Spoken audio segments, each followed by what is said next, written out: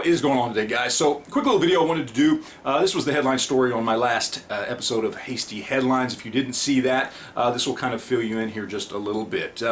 Recently, an appellate court ruled, excuse me, an appeals court, I should say, ruled that Donald Trump cannot block people on Twitter, unless, of course, they're doing something illegal, like a call to violence or threatening him or something like that.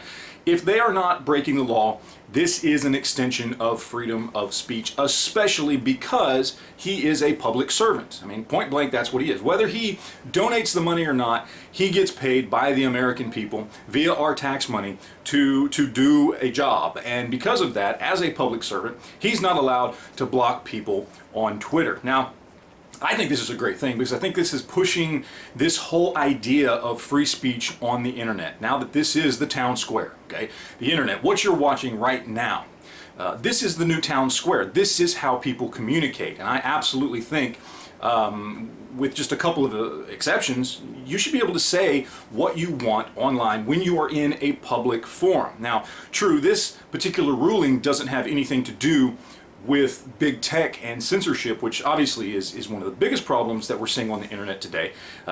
Big tech using their biases to censor content. But this is still pushing us in that general direction of defining what free speech is and isn't, and whether or not social media is a part of that definition.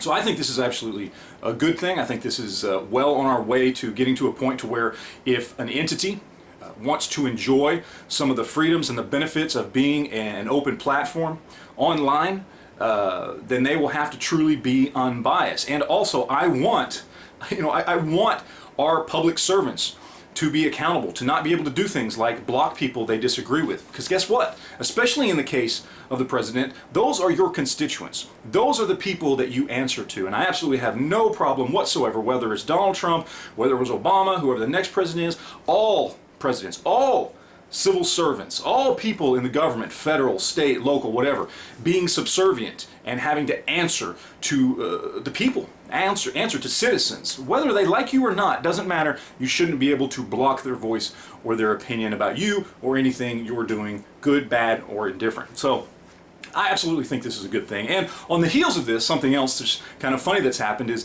AOC is now getting sued by two different individuals for being blocked on her particular Twitter because I guess they were not fans of hers. She didn't like it, so she blocked them, and I'm sure many other people as well. And because this court ruled the way it did, now they're going to go ahead and sue AOC to unblock them as well. And I think that's absolutely fantastic because AOC is a public servant. She is paid by tax dollars.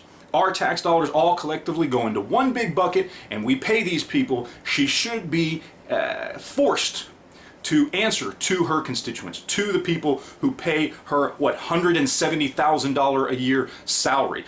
She should have to listen to us. Unless somebody is threatening her or inciting violence, she should be forced to see those tweets, to listen to that message. And I think this is great just in general across the board. I think this is pushing us into a better direction when it comes to just life and freedom of speech here in the United States, specifically on social media and on the internet. So that's it. That's all I wanted to talk about today. So I hope you guys enjoyed it. If you got any questions, comments, anything like that, leave that down below and we will talk to you guys later. Thanks.